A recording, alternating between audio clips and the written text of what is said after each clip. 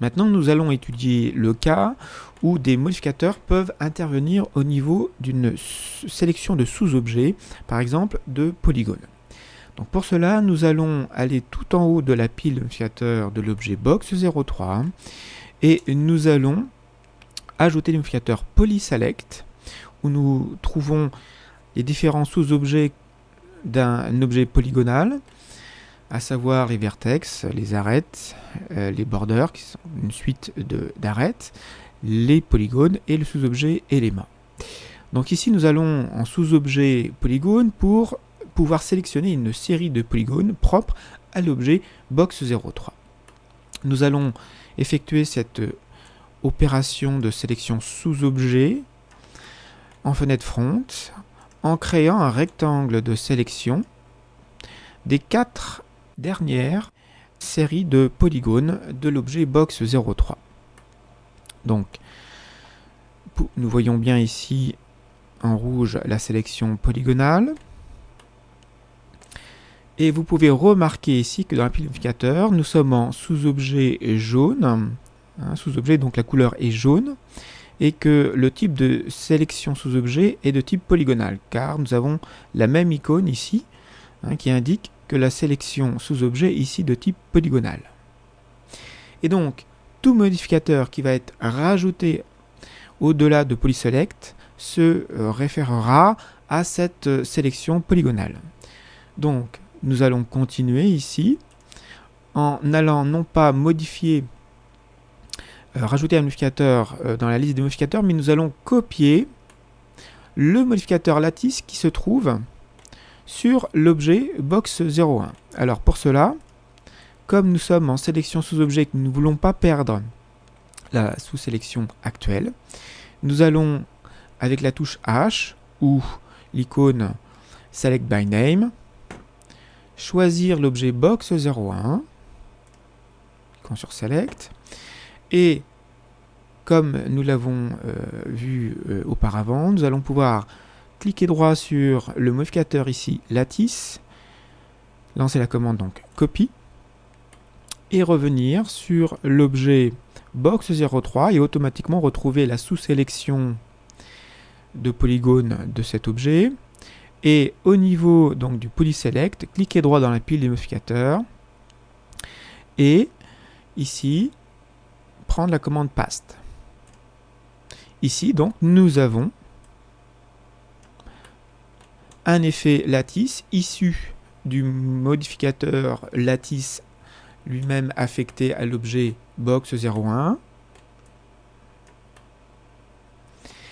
Et il ne reste plus qu'à décocher l'option Apply to Entire Object qui fait que en fait la sélection polygonale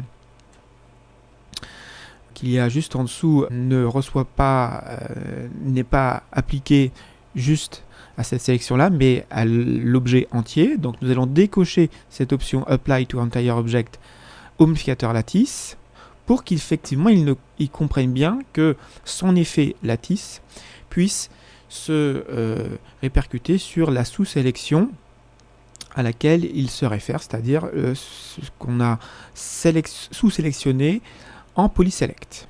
Donc effectivement, nous voyons bien l'effet de lattice sur la sous-sélection.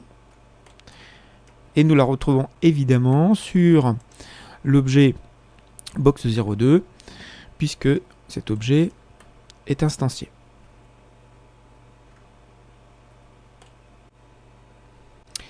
Il faut également savoir que cette notion de sous-objet existe également pour les modificateurs à proprement parler, c'est-à-dire qu'ils ont également un sous-objet constitué la plupart du temps d'un ce qu'on appelle un gizmo et d'un centre de modification.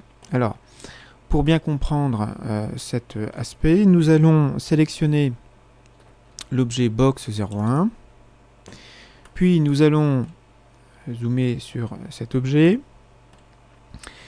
et lui administrer un modificateur taper que nous trouvons déjà, que nous savons qu'il fait partie des parametric modifiers. Donc taper, nous allons faire un zoom et un cadrage sur la fenêtre front Et nous allons lui donner les valeurs suivantes en quantité amount 0,8 et en curve moins 1,52. Alors, voici l'effet d'un taper sur l'objet box 01, mais nous souhaiterions par exemple que ce taper puisse être inversé, c'est-à-dire que la modification à la base soit au sommet et inversement. Donc, nous allons demander à faire intervenir sur le gizmo de cette modification, c'est-à-dire ici la forme orange que nous avons déjà pu constater auparavant. Donc, pour ce faire, nous allons, dans fenêtre perspective, intervenir dans l'arborescence du modificateur taper. Ici, en cliquant sur le petit plus, eh bien, nous allons intervenir dans ce qui constitue le modificateur, la modification, à savoir le gizmo. Donc, vous voyez que quand nous sommes en sous-objet, encore une fois, nous retrouvons la couleur jaune. Le gizmo, c'est donc le volume de déformation. Et le center, c'est-à-dire ici, l'endroit où se produit le début de la modification. En général, il correspond à l'endroit où se trouve le point de pivot de l'objet. Donc, ce que nous allons demander, c'est à intervenir sur le gizmo de la modification. Nous allons nous mettre en Select and Rotate et avec un accrochage à l'angle, nous allons faire une rotation de la modification de 180 degrés. Et donc nous allons demander à ce que en Select and Move, toujours en fenêtre front, en déplacement relatif, nous descendions de moins 10 cm en Y. Une fois terminée cette opération, nous revenons en mode absolu et nous observons que la manipulation du gizmo de modification a été un succès puisque nous avons donc inversé le sens de la modification du taper. Donc nous allons maintenant décider de grouper tous les objets constituant le pied de la table guéridon pour en faire donc, un groupe facile à dupliquer par la suite. Donc pour cela, il faut obligatoirement sortir du sous-objet gizmo sur lequel nous sommes, le sous-objet du modificateur taper, pour pouvoir sélectionner toutes les entités. Nous faisons un rectangle de sélection qui englobe donc les 4 objets du pied. Nous allons ensuite dans le menu groupe. Nous allons lancer la commande groupe, demander à nommer ce groupe, group name, l'appeler pied sup. Et ensuite, nous allons demander à ce que le point de pivot du groupe soit à sa base et non pas au centre. Donc pour cela, nous allons demander à ce que nous ouvrions le groupe. Pourquoi? Parce que nous allons pouvoir ici demander à s'aligner par rapport à la boîte englobante symbolisée par cette boîte de couleur rose. Donc si nous sélectionnons ici l'entité pied sup, que nous allons maintenant dans l'onglet hiérarchie, affect pivot only, dans la partie pivot, eh bien nous allons demander à ce que le pivot soit aligné, donc sur le bouton align, sur la boîte englobante de ce même groupe. Donc veillez bien à ce que le target object soit bien celui de la boîte englobante sélectionnée. Et nous allons demander à ce que donc le point de pivot en Z par rapport au monde donc soit aligné par rapport au minimum de la boîte englobante. Si vous êtes en maximum, vous allez avoir le point de pivot tout en haut. Là, nous le voulons à la base. Nous allons donc maintenant faire OK pour demander à ce que cette opération soit validée et sortir du mode Affect Pivot Only. Nous allons ensuite terminer par la commande Mirror et demander à ce que cette opération de duplication du groupe se fasse en Z, en instance, mais ici nous n'avons pas de résultat car l'objet la géométrie groupe est ouverte. Donc nous allons faire cancel. Nous allons ensuite aller dans la commande groupe, lancer la commande close et ensuite, maintenant, lancer la commande mirror. Nous allons demander effectivement à ce que le clone sélection soit de type instancié et que l'axe mirror soit en Z. Nous allons ensuite valider cette opération en cliquant sur le bouton OK. Et visuellement, nous avons donc ici le résultat de notre duplication en instance par mirror. Donc nous allons maintenant ici terminer cet exercice en renommant le pied sub 01 en pied inf. Mais nous allons également revenir sur le pied sup, aller dans l'onglet Modify et ouvrir le groupe pied sup, donc menu groupe, commande Open. Et ce que nous allons demander ici, ce sera